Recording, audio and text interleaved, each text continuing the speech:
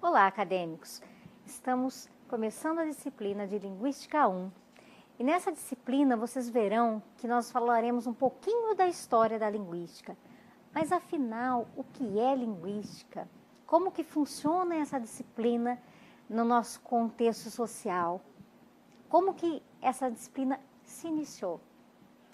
Para isso, nós vamos começar na primeira aula com o tema O que é linguística e suas ramificações. Meu nome é Liliane e eu estarei com vocês nessa aula. Vamos lá?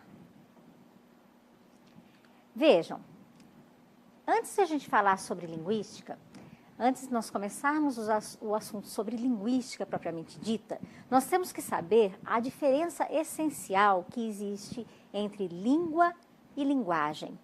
Não são a mesma coisa. Então, nós temos que saber o que significa uma e a outra, porque ambas vão fazer parte da linguística. Vejamos, então, esse significado. O que é linguagem? Olhem aí. É a competência dos seres humanos na produção, desenvolvimento e compreensão da língua e outras manifestações, como dança, a música, a pintura, desenhos. Então, vejam, linguagem é uma maneira de se comunicar. É uma linguagem, a linguagem é o que eu uso para me comunicar com o meu parceiro, com o meu interlocutor.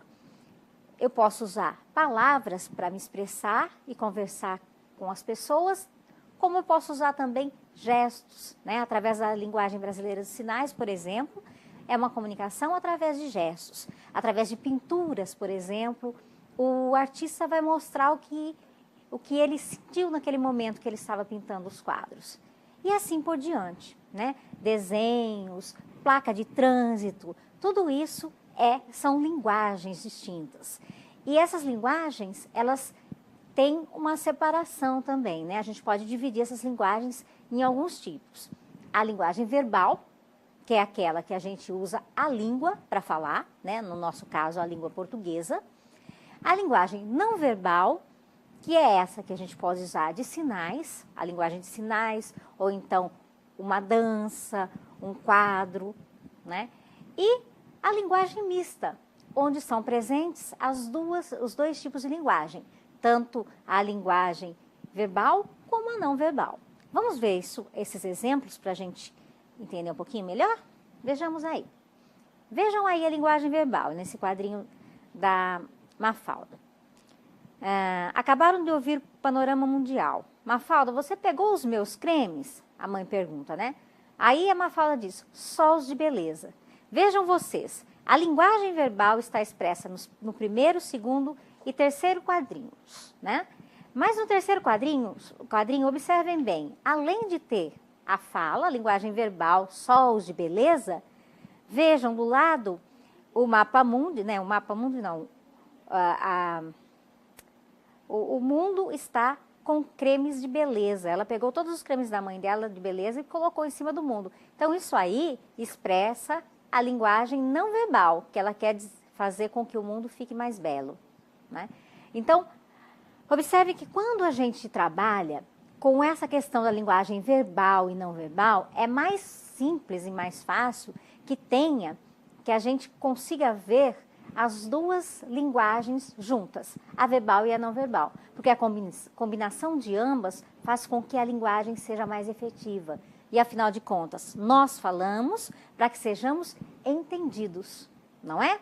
Para que nós consigamos convencer nosso interlocutor de que a gente está falando alguma coisa real, alguma verdade, não é?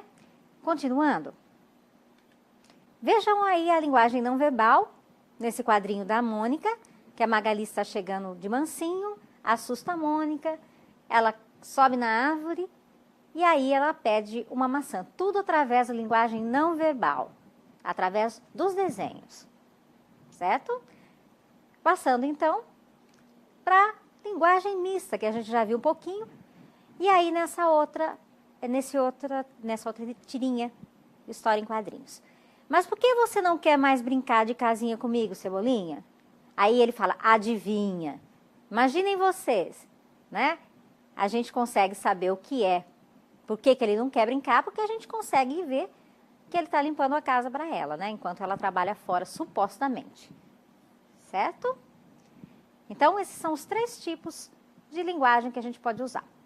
Vejam, a fala é um ato individual, resulta de uma combinação feita pelo sujeito falante, utilizando um código da língua.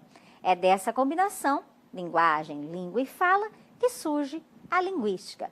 Vejam, a fala é um ato individual, cada um tem a sua. Como que a fala se manifesta? Através dos códigos da língua. Que códigos são esses? A língua, mesmo, a língua, que a gente acabou de falar agora. As linguagens, as diversas linguagens, tudo isso é a manifestação da fala. Mas a fala é individual. E a junção da fala, linguagem e língua é que vai compor o objeto da linguística, certo? E o que é essa língua? Do que é que a gente está falando quando fala a língua? A língua é aquela que a gente se manifesta de acordo com a nacionalidade, por exemplo, né? A língua portuguesa, a língua italiana, a língua francesa, né? São vários tipos de língua que a gente pode se manifestar tanto na nossa linguagem natural, como na linguagem adquirida de alguma forma, certo? Continuando, então, vejam. Então, o que é linguística? Concluindo tudo isso que a gente falou. A linguística é constituída por todas as manifestações da linguagem humana, quer se trate de povos selvagens ou de nações civilizadas, de épocas arcaicas, clássicas ou de decadência, considerando-se em cada período não só a linguagem correta e a bela linguagem, mas todas as formas de expressão. Vejam, a linguística é uma disciplina que não trabalha somente com o conceito gramatical. O que é o conceito de gramática normativa? Aquela velha posição que vem dos gregos, que fala do conceito de certo e errado. Não, a linguística vem para estudar todas as formas de manifestação da linguagem. Tanto faz se é uma linguagem arcaica, que vai ser estudada linguisticamente, como uma linguagem atual, uma gíria, por exemplo, vai ser estudada, a linguagem do povo do campo, aqueles que não têm acesso à escola, por exemplo, tudo isso é foco da linguística. Não há certo ou errado na linguística. Há estudos que apresentam o porquê existem vários tipos de linguagem, certo? Continuando. Fatores determinam diferentes abordagens sobre a linguagem. Câmara Júnior ele faz uma classificação. Vejam aí. Primeiro, o estudo do certo e errado, de acordo com as classes sociais, de maior prestígio. Prestígio é determinado o que é certo ou errado na linguagem. Então, veja, esse estudo do certo ou errado cabe à gramática normativa. Então, o que vai ser certo e errado? Normalmente, o que consta numa gramática normativa é o que uma sociedade, uma parte da sociedade privilegiada acha que é certo ou errado. A linguística normativa, a gramática normativa teve início dessa maneira. E agora ela tem uma continuidade. Alguns estudiosos dizem que tudo bem, que é isso mesmo, tem conceito de certo e errado, não se pode sair daquela linha, tal. Só que a maioria dos gramáticos de hoje já defende essa maneira de poder aceitar as normas linguísticas também dentro da gramática normativa. Continuando. Estudo da língua estrangeira.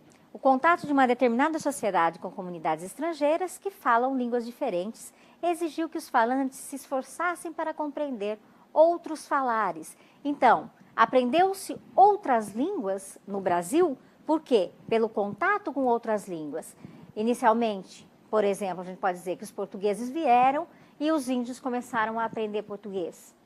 Depois vieram franceses, alemães e outros povos, e pelo contato, pela aproximação, as pessoas começaram a ter que aprender as línguas para conseguirem se comunicar. Assim como os portugueses tiveram que aprender a língua dos índios para poder entrar em contato com eles. Ok? Vamos lá? Estudo filológico da linguagem. Olha, filológico. a necessidade de compreender formas linguísticas do passado para traduzir textos escritos em linguagens obsoletas. Então, no estudo filológico, vai se resgatar línguas obsoletas, línguas que já não são mais usadas, e vai se traduzir, fazer a tradução para a linguagem atual. Continuando, estudo lógico da linguagem. A necessidade de transformar a linguagem em um instrumento eficiente para o pensamento filosófico, assim como transformar o pensamento filosófico disciplinador da linguagem. Então, nesse sentido, a necessidade de haver as regras gramaticais, regras essas que vão servir para o pensamento filosófico se orientar, assim como o pensamento filosófico vai depois servir para orientar a gramática. Então, é uma via de mão dupla. Continuando, estudo biológico da linguagem. Determina que a linguagem depende de uma predisposição biológica. Isso quer dizer que o ser humano já nasce predisposto a usar a linguagem, ou as linguagens do mundo. Continuando. Estudo histórico da linguagem. A linguagem é focalizada como acontecimento histórico. Então, vai se buscar a história da linguagem desde os primeiros momentos até a época atual, se for o caso. Aí determina-se um tempo para se estudar isso. Continuando. Estudo descritivo da linguagem. Focaliza a função da linguagem na comunicação social e nos meios pelos quais ela preenche essa função. Então, vejam, a função da linguagem na comunicação social, para que serve a linguagem dentro da comunicação? É uma coisa tanto quanto óbvia quando a gente fala, é lógico que a gente precisa da linguagem dentro da comunicação, mas se a gente for estudar, existem muito mais coisas que determinam esse tipo de linguagem, tá bom? Então, esse estudo descritivo vai estar dentro da gramática descritiva, que vocês verão nessa disciplina e na língua portuguesa também. Continuando. A linguística, então, é interdisciplinar, transita por diversas áreas, dependendo da área de atuação, do ponto de vista e teoria. Pode ter um conceito. Então, a linguística é uma disciplina interdisciplinar, passa por todas as disciplinas e através dela nós conseguimos desvendar um pouquinho do que acontece na sociedade em que nós vivemos. Certo? Então, era isso que eu tinha para falar para vocês nessa aula e pedir para que vocês participem dos fóruns e conversem com a gente. Se houver alguma dúvida, façam os questionamentos que nós responderemos em seguida. Tchauzinho, até mais.